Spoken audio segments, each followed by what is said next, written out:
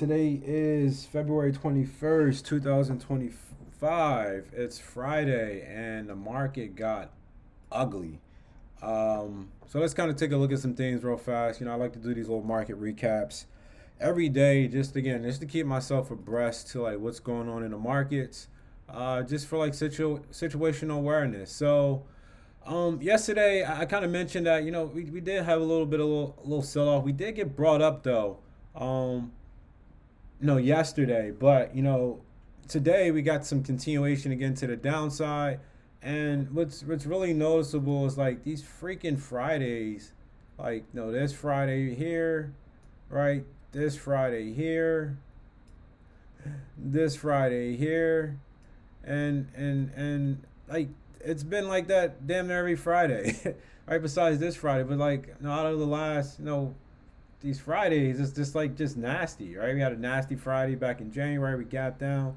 Nasty Friday back at the end of January, gapped down, right? Nasty Friday, finished inside, but we did break those lows eventually. And then we have a day like this, right? Where you just rug the entire look of the breakout. Um, One thing I would say is that the Bulls did kind of defend the 50-day moving average, which is positive. From a trend perspective, we are still making higher lows. We do want to see kind of like this 59.60 or so get defended. Kind of sitting like right here, so it's kind of like a zone, really, kind of like this little pocket right there. You want to see if that gets defended. If not, we probably pull back a little bit further. We do still have an unfilled bull gap right here from early January, but overall just nasty action, to say the least. Highest volume on the year. The year started this Thursday, right here, right? Put in the highest volume on SPY on this nasty candle like that, right? So some people say they're a little concerned that this breakout was on lower volume, and that's part of volume analysis. And I wouldn't say that you that they are wrong, right? I mean that's a valid case. Did we break out on higher volume? No. So yeah, pretty nasty action. Let's go look at the 65-minute real fast. Completely just a straight trender all day. Again, like what I mentioned, like we're running to really try to take this long, and I had a 613 yesterday that I ended up cutting, because we didn't get that continuation. I thought we had somewhat of a breakout, right? We broke out. Oh, this is the breakout, and I thought we were defending here, right? Kind of that retest and going higher. So I had the 613s. And then, what we ended up doing was we just faded that entire move back down, and kind of retested the previous all-time highs, and we literally just melted through. A lot of areas you would think that the bulls would kind of step in and get defended. So let me see if I can do this for a second. Let me see if I could pull up. Is my EMA? Oh, I want to take these off because these are the hourlies. I don't follow the hourly EMAs, but we do want to keep that up. We do want to keep the 9 up. So yesterday we kind of just sat here at the EMA 9, and I want to say like this was kind of a spot right here around like 608. You can probably back out and see right here how we're kind of holding this on the hourly, and we kind of chopped around there. And then today was like, okay, are we gonna kind of continue upward? Right, we did hold the 9, and then we literally just broke through the lows today and continued lower, and we really didn't stop until we got to the 50-day moving average, damn near closing near the lows for the most part. So I mean, this is a big spot to see if are we going to like defend this area is really the question, because I mean you can see we defended it here the prior week, and now the question is that the prior week? No, it doesn't look like the prior week. Is that the prior week? Yeah, it is the prior week. No, a couple weeks ago. All right, yeah, it's like 2 weeks ago. I don't know. Look, my my my my days are off, man. I've been working so much, like I don't know what day it is. But yeah, wonder if we're going to sit here and defend this 50-day again is really the question, or are we going to do something like undercut it, gap down, and then rally again? Like I said, we do have that bull gap from below, so we got to see what happens there, honestly. Looking here on the weekly, is this the weekly? No, this is the daily still. So going back to the weekly, I mean we're still in this trend here. So I don't know why. Oh, that's why. All right, let me put this back because I don't have these on my hourly, but I want them on my weeklies. All right, want it on my weeklies. Right. So yeah, the thing is like nasty day, but the trend honestly is still intact. Like from a trend following perspective, if you have like a bigger picture in mind, the trend is still in track, still intact. We haven't had any moving average crossover on the weekend, and we're still kind of trading in this parallel channel since the lows of 2023. Um, and we're still making higher highs and higher lows. So could we pull back? Yeah, but I mean, I'm still kind of leaning that the trend is still up. It's just been a lot of noise lately, literally since the FMOC, and I kind of think like that was kind of like the kicker to this upside was that when we had those rate decisions about we're holding rates, we're not no longer cutting rates. I think the market had to figure out like how do we reprice that in, and since then we kind of seen this choppy downside action sort of right. But it's again it's a very challenging market for traders. Like even myself, I'm stopping out fast. For the most part, I did have a few bad trades like my SMCI trade that I talked about, but I think like when you look at the markets, it's more like it feels like a day trader's market. You got to keep your ear to the ground, listen to like what Trump is saying, what's coming out, because the market is moving on news right now, and not really just like this is the way that the market is going to trend, right? I would say it's moving on price action, but news is really carrying a lot of weight right now. And I think it's really important to keep your ears to the ground because, yeah, if you're able to kind of keep your ears to the ground, there's been a lot of news plays that you've been able to kind of capitalize on. But yeah, that's pretty much it I have on Spy. I don't know if there's a rush to do anything. It's kind of just wait and react. And again, it still feels like a day trader's market for the most part. I just haven't seen a lot of continuation across the board on stocks. Even like off for like earning reactions, we're not really seeing no continuation. But I think I'll do a deeper dive at some of those earnings this week to see like how they've been holding up. All right, so that takes care of SPY. Oh, the one thing I want to do, I have this set on this chart right here. So again, I misinterpret this, and I'll admit that I never really like focused and looked at the NYA day, but it did come across my attention. Like this is a way I can kind of measure the advanced decline line from like a daily perspective, since like TradingView really doesn't have one. And I think what you could say here is, let me kind of pull up something real fast. I think what we can say here is that. We haven't made new highs on the advanced decline line since pretty much the end of November, and it's funny because this particular area lines up with the equal weighted S&P, SPY, and I'll show you that exactly. So let's just pull out my big boy tool, and we'll kind of see. I talked about this previously. Like we haven't made new highs right on the advanced decline line, and I think I failed to recognize that. I was like, oh, we're breaking out, but I didn't look to my left.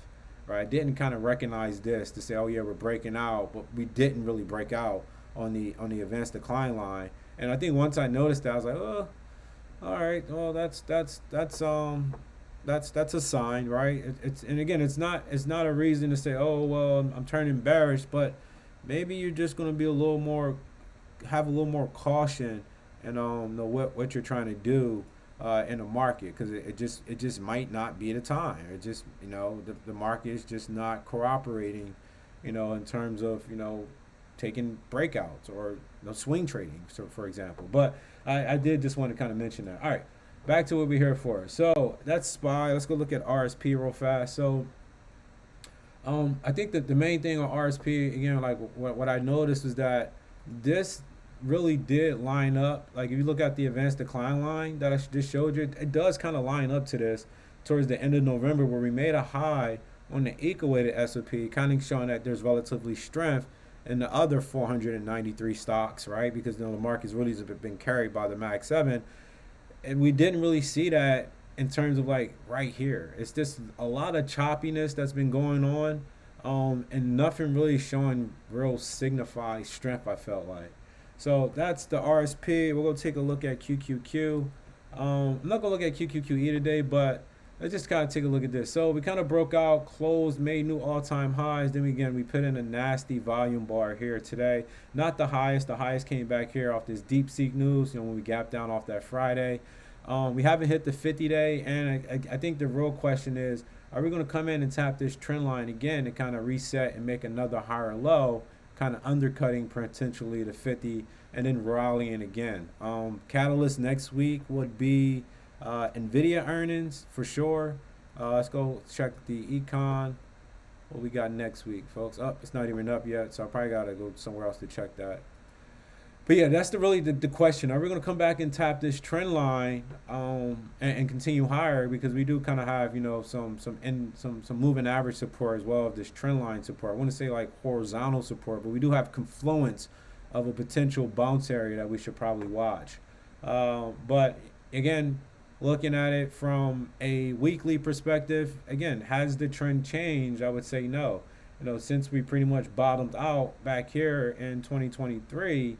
It looks like I got, let me see, I don't have November of 2023. I got January of 2023. But either way, this is still a valid trend line. I mean, we don't have our third tap to the top of this trend line, but we do have multiple taps to kind of signify it is a valid trend line on the QQQ. And you see kind of how it's just kind of riding this 50-week moving average. So yeah, could we pull back deeper? Absolutely, right? If we break the 20, then you're definitely think we're going to pull back a little deeper. But I mean, right now we haven't even lost the 9 on the weekly. And I mean, yeah, we didn't close on a weekly high, but right now it's still intact, should I say the least. Let's go look at IWM real fast. IWM. Again, I think the problem I have with IWM, and you haven't really heard me talk about taking trades on IWM, and it's really because from this FMOC candle, we haven't broken it. And we've just been dangling around here, and now we're just coming back into the 200. And the question is, are we going to kind of defend it again, from above like we did here back in January, like we did here back in August when we had that crazy VIX day and I was on vacation and I couldn't fucking buy anything because Think or Swim wasn't working. I was pretty pissed. So that's really the question there. Looking at it from a weekly perspective, we do have the 50-week moving average. The question is, are we going to defend this again? Is really what we want to know. My thought process is that considering the trend lower, how it's structuring out. It's a good chance we can bounce here, but we could probably put in a lower high and continue a little bit lower. The moving averages on the 50 is curling down and crossing over. I think when we did break back here, I want to say those moving averages weren't crossed over yet. But now that they're crossing over, it could be a different scenario if we're going to hold here at the 50. So I'm going to go take a look at January and see, was that just like this crazy gap down day? Yeah, see, we were trending higher, right? The moving averages never crossed over here when we did gap down into the 200. And the 50 sits somewhere right around here. But, the moving averages never crossed over, right? So bulls kind of stepped back in, brought it up. And now with the moving averages crossing over, we're just not too sure if we're going to buy this up. But I just don't really see anything on IWM that, really gives me any wants to kind of be involved with it. And that's kind of the reason why I have been staying away from small caps as well. IWM doesn't look too good. I kind of noticed some weakness in those small cap stocks where, they were announcing, what we call it, offerings. Like, and I wouldn't say they were like direct offerings, but they're like giving heads up, like, hey, we're putting this out here. We're going to bid out for an offer. And it's like, whoa. And these stocks don't make no money. So them not making any money, right? They're not nearing profitability. They're not showing a net income. They have earnings coming. I was like, I don't really want to be involved with them. Looking here at the industrials, I mentioned that probably want to take a look at some of the industrials, and I want to say I did, and none of them really gave me too much of interest. Oh, let me check something real fast because I did have DCMX on my watch list, but this isn't. This isn't. I just want to check it real fast. Okay, it did hold up today. Kind of looking at this as like, a bearish to bullish reversal, um, on this DXCM. All right, let's go back to what was that DAI. I mean, it was not truly a false breakout because it never really broke out, but it did break down, kind of covering this gap area. Nothing really to do there as well. Again, I don't know. When my tone change, I think I'll kind of see it and say, okay, I think things are kind of changing here in terms of like how we're looking. That's not Dow Jones. That's Donald Trump stock. All right. No, we never kind of broke this swing high right here. This 16.9, and now we're back here in this chop area where we sat at around the 200. Um, yeah, I don't know what we do here on Dow Jones, but I don't trade Dow Jones, but it's a good thing to look at, I guess. I am out of VST. I got a VST today. I had this for a while. I bought this capitulation gap down off the Seek nuke, and I was holding it for a while, and I got out at around like 63, 64, and it's at 150 now. So that was a pretty good cut for me. I was trying to see if it was going to work out, see if I can hold it into earnings if the market want to hold up. But I'll look at it again every enter. I just kind of bought the knife here. I only had 10 shares, but made a couple coins. Could have sold some here, but I didn't. I was just holding out. But didn't really like the news today, so I cut that. All right, let's go look at some of the big stocks. Really, Apple, kind of ran into this powerful candle. This is that earnings candle. Kind of wicked off of it on some high volume. If the market wants to react, probably look to buy dips here if we do start to climb back out. But I think you probably want to wait and see what happens here at these moving averages. Amazon, it has lost to 50. I was watching this power candle right here. I'm not too sure where that came from, but you do kind of have like these lower lows forming here, and I wouldn't say I want to take a bounce here, but I wonder what's going to happen into this gap area and right here as we come into like this previous all-time high around 215. If we do drag out there, you probably want to look at this previous gap fill, and then down here at the 200 EMA. I'm sorry, the 200 the 200 SMA on the daily, as well as this 200 psych spot is really probably the next big area to watch. Google, I had Google on my list. I was trying to play really some intraday setup. I just kind of noticed how it had this nice little tight little pattern here. I don't know, I felt like it could have break out. But as I watched it on the 10 minute, and I use the 10, I look at the 5. It never closed above there, and I was like, I'm not really interested. Definitely when I was looking at the markets, I'm like, no. I mean, the one stock I did try today was SDGE. I was trying to play this earnings reaction. What I thought was going to be, something, but we didn't really get anything. I have. You see that these lines are green because these are old lines. I don't even use green lines anymore.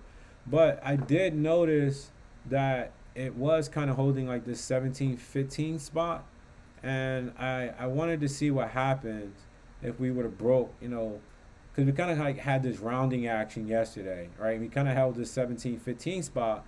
I was like, I'm willing to take this through here, through yesterday's close, and I got in at 1833, literally, right when it broke. I grabbed in, and I was in this, and I was like, I'm gonna let this work. And then I look to my right where my other screen is, and I just see the market getting slammed. So it's like, all right, I'm not going to take it off because the market could reverse. I just set my stop near break even, and it ended up not working. But as you can see, it kind of undercutted this 17-15 spot, and is currently holding. But yeah, that was my one long trade for the day. I'll go over the other two trades in a little bit, but let me just finish up with some of the macro shit that I like to look at. Let's go ahead and look at. I'll probably take a look at the market breadth like these above the 50, below the 50, probably this weekend. But let's go look at the dollar. you would think that the dollar going down is positive for stocks, but our imports actually go up. I want to say because it costs more for us to actually import items because our dollar is cheaper.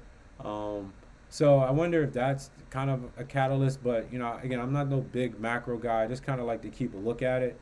Um, I mean, the trend for the most part, I would admit that it's broken if you're using a trend line. But I feel like the really the spot to watch is like this 200 and like this 105. Like it really, if the dollar really starts to fall, perhaps it's similar to like how it felt here from July, and we kind of saw that weakness as well in the markets. I'm not too sure we had weakness. Yeah, I mean towards the end of July we had some weakness, right? So maybe that's what we're seeing here on the dollar. The 2 year, it's still holding up. This trend from September is holding up. We kind of see that the rates were falling here while the market was falling. This shit's just been weird. I don't really have a good read on how you use these. I just try to I just try to be mindful of them. Same thing with the 10 year. I mean, you can say trend has broken, but um, I mean, we'll probably just need to wait and see if like is it going to make a lower high or a higher low. Um, Really, I think like we're just watching this big spot right here, like this 415 or so. If that breaks down, perhaps we'll probably see a difference in what's going on in the market. But again, this was rallying while the market was rallying. Definitely back here, well, during here, right when the market was rallying in November, this was still climbing higher. So it's not like you can really use those to trade. All right. What else do I have for you? Yeah, I'll probably look into like looking at deeper stocks later. Oh, let me go check out RKLB. I did take that off yesterday. That was my big trade from yesterday. I was stalking this shit for a while. It did kind of just close right where it didn't really do much today. It looks like it opened up near here, 25, and sold back off. So I mean, if I would have held those things would have been probably 20 cents at the time. Um, yeah, but like I said, I was watching this 50, and I did get a piece of that. So, the two other trades I really took today, again, I like to trade, Tesla either direction. Um, Now it took me 3 tries to get this fucking Tesla. I'm not even gonna hold you. It took me 3 tries to get this Tesla, and I stopped out, and then I finally got it. But early in the morning, man, it was just being very annoying. And I was waiting to see like what's gonna happen here, because you kind of got like this right here, this breakdown, and I tried this breakdown here, right, and it wasn't doing anything. It wasn't doing anything, right? It kept stopping out. I was like, all right, man, let me see if I can get a move on this Tesla, because it looks like it wants to go down. I have a level here at 347.50 that I can target to. So I was just stalking it, and I'm watching the market. I see the market is selling off. I'm like, man, Tesla can't be too far behind. And I literally took it like right under here around like 350.20, 351.20. I was able to catch that move, and I sold right into 347.50. Now I had the $50, and I sold these from I had them in the twos. I was selling, just drilling them, right? $20, $30, $40 profits, right? And then the last 7 or 8 I had, I got like $1,000 on those. Um, but man, this is just a trender this entire time, and that's one of the things I need to still get better at is just saying, all right, man, like keep one, just keep one. If I keep one, it damn near doubles what I made today on this trade. It would damn near double what I made today on this trade, but it is what it is. So I had talked about like how I use internal. So I'll just go over it again. Like we did press up. We kind of hit like this positive 1200 or so on the advanced decline line earlier in the morning, and we literally just drove down the entire time. And I was just like, I don't really see an opportunity for us to bounce because the advanced decline line was going downward, and I'm showing you the 15 minute here on the VIX, but no VIX was just trending higher. And again, I told you about that $16 spot. Like I kind of mentioned, like that's been a spot to watch, and then we kind of broke back about that. We just continue lower. Um, So for me, I was able to get a piece of this. I did take. What did I get in at? Let me see. Um, I got in actually. I know I took a little bit up here. Um, I didn't get the exact spot, but if you watch the video from yesterday, I talked about like this 6108. It's kind of been a spot. Right? And again, I'm looking at a 2 minute chart, but you see this spot here, you see this spot here, and that's really just recognizing the spots, right? 606 to 6108, 6108, right? It's kind of been a spot where we ran into it yesterday, 6108, and we sold all the way down into the lows, right?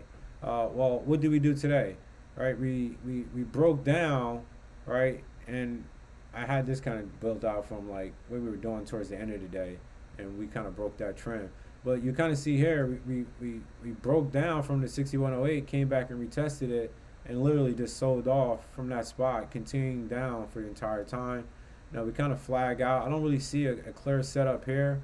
And I did take a couple scalps under the EMA 20 because we were definitely getting a little heavy on the tick. You can see the tick, and again, I use the tick to just gauge like, all right, what's going on with the action today? Are we holding the zero line, or are we maintaining above that? And as you can see, like we're not we weren't holding above the zero line this entire day. And again, there could be fake outs here, no often, right? And no indicator is perfect, but when we see this drilling, right around here, I think that's a sign of weakness. And as we lost the EMA 20, right on this close down here, I was able to get a piece, got to move down, and I had what I had the 60 50s on these, and I got a nice move on these, and I took I took one off right here, and in the last one into 60 43. It was just a level I had right here. Just taking these wicks. Really, there wasn't a really clean spot to say like where this could potentially bounce at. I just kind of picked this spot to say, okay, maybe I want to take that off there. Actually, I had one. No, I only had one. Yeah, because I made like $1,000 on SPX, and some of it came from the early morning piece that I caught, and the last portion came from that break of the 20 down here. So I had one, and that went from like 690, and I sold those at like $1,200. But yeah, that was the trades that I took today. But again, looking here on the tick, it just really didn't give any signals to say we're going to bounce, right? Kind of like where you can see here later in the day from yesterday, we were kind of holding above here, and this was later in the day at 2 o'clock. But if you remember, we were trending up. But we just never really maintained above that zero line, for majority of the day. I mean, you can look at it here on a 2 minute, or we can back out and look at it on a 15 minute. I mean, what did we do, right? We just peaked above it barely on a 15 minute. As you can see, we just never really closed above this level. Above that zero line for majority of the day. So it really never gave any indication to like take a bounce. I think I was looking potentially at a bounce if we had gotten a blow off top on VIX. I was watching this candle here. It was this candle here I was watching because it was looking like it was going to be red. I was like, this may be a blow off top. And we were coming off of some high, pretty much like really, really crazy low tick. I mean, very, very low tick, like extreme ticks to the low side. And I was like, okay, we can possibly bounce here, but I wanted to see this VIX kind of break this low. The kind of signal, okay, maybe I can take it long. But I just never got that signal in the 15-minute VIX. So, but yeah, man, that was the two trades. The three trades for me today.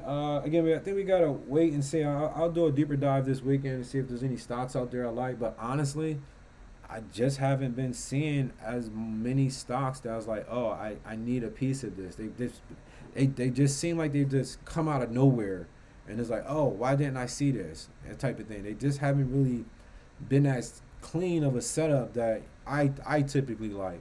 And I think that's a testament to how difficult the market's been.